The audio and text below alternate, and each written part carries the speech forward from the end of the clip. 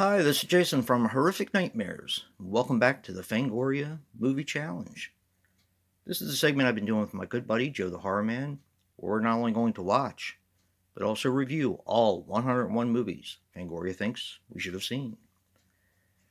Today we're going to be talking about actually one of my favorites on this list, and that is The Ugly. Now, Joe and I watched the rated version of The Ugly, but with the rated version comes the unrated version.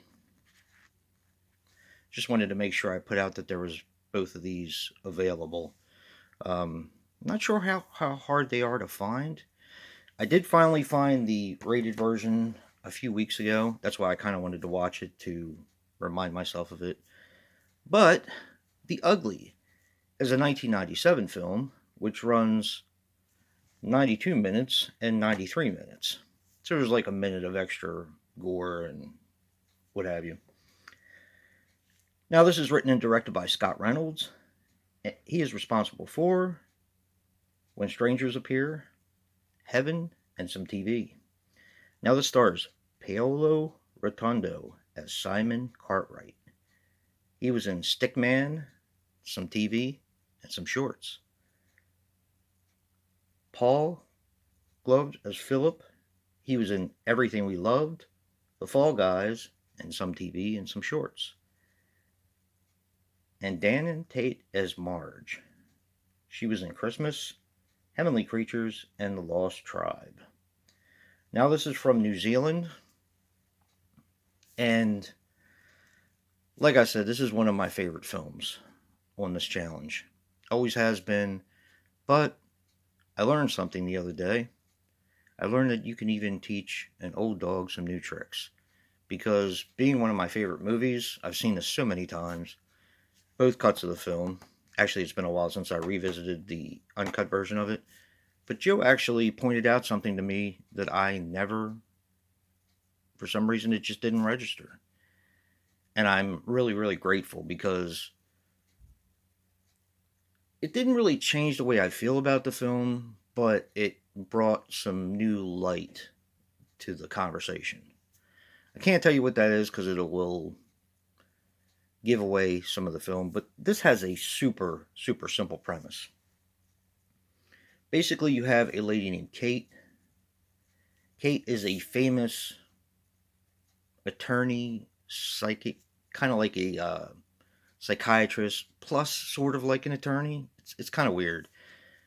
But she was famous for getting a serial killer off of the charges against him. I know what you guys are thinking. You ought to be ashamed of yourselves. So, this case basically devastated her. It caused her to get a divorce, and it caused her a lot of hardship.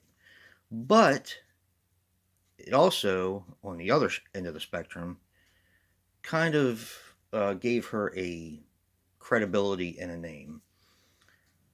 So, Simon Cartwright, who plays the serial killer in this film, who says he's not a serial killer, by the way,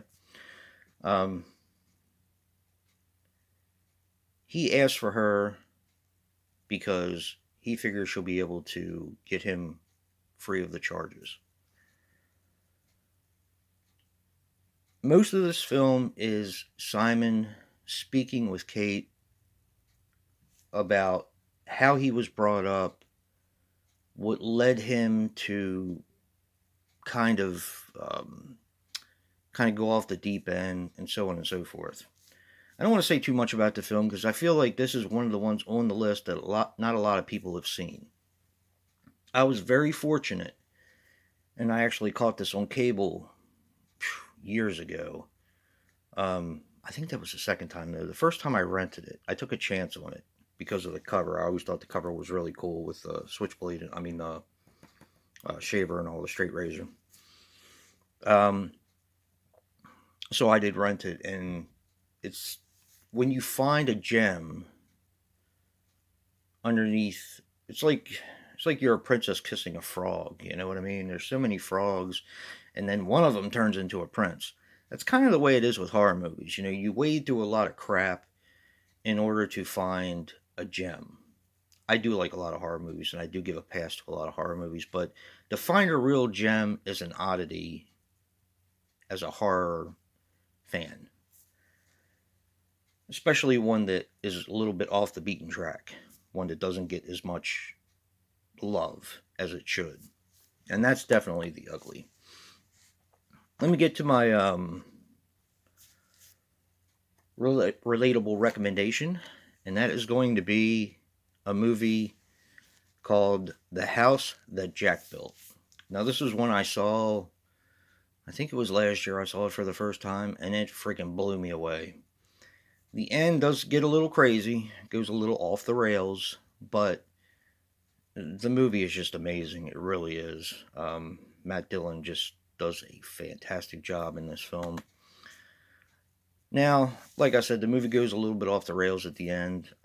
Lars von Trier, if you've seen any of his films, like Antichrist or now I'm blanking on some of the other ones, but if you've seen any of his films, he's very self-indulgent.